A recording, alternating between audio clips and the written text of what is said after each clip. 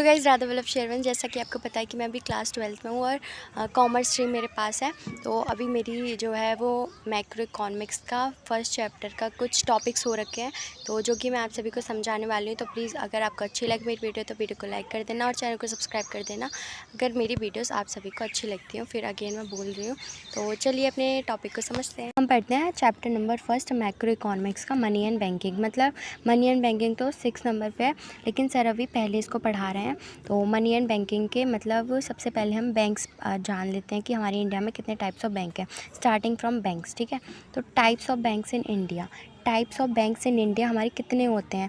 First होता है हमारे 6 टाइप्स ऑफ बैंक होते हैं हमारे पूरे कंट्री में। तो पहला होता है central bank, commercial bank, cooperative banks, regional bank, regional rural banks and small finance bank. ठीक है, एंड पेटीएम बैंक्स। ठीक है, ये हमारे बैंक्स होते हैं।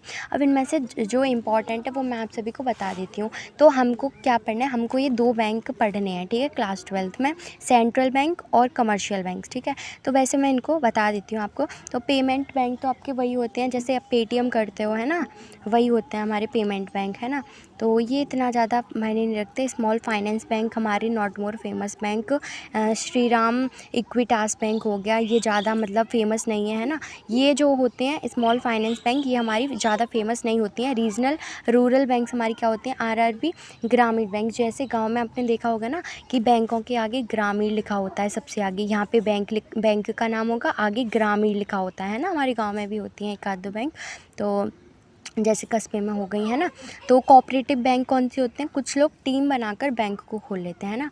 कोऑपरेटिव बैंक वही होती हैं कि कुछ लोग टीम बना लेते हैं और बैंक को खोल लेते हैं, छोटी मोटी बैंक। ठीक है, हमको कौन सी पढ़नी है, हमको सिर्फ 2 पढ़नी है, 2 मेन है हमारी, एक सेंट्रल बैंक होगी, एक कमर्शियल बैंक होगी। तो सेंट्रल बैंक, अब इन दोनों को ध्यान से समझना गाइस। यहाँ पे सेंट्रल बैंक जो है ना वो हमारी एक ही होती है पूरे देश में ना, हर देश में एक सेंट्रल बैंक होती है ना। और ये जो छोटी छोटी बैंक होती है हमारे खाते खुले होते हैं, ये हमारी कमर्शियल बैंक होती हैं, है ना।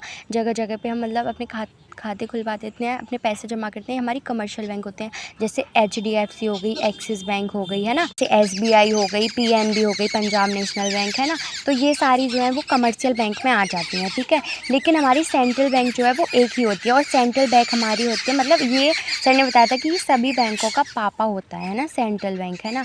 मतलब सभी छोटी छोटी बैंकों का पापा होता है ये सेंट्रल बैंक। ठीक है, अब इसको मैं आगे वाले टॉपिक में समझा दूंगी आपको एकदम अच्छे से।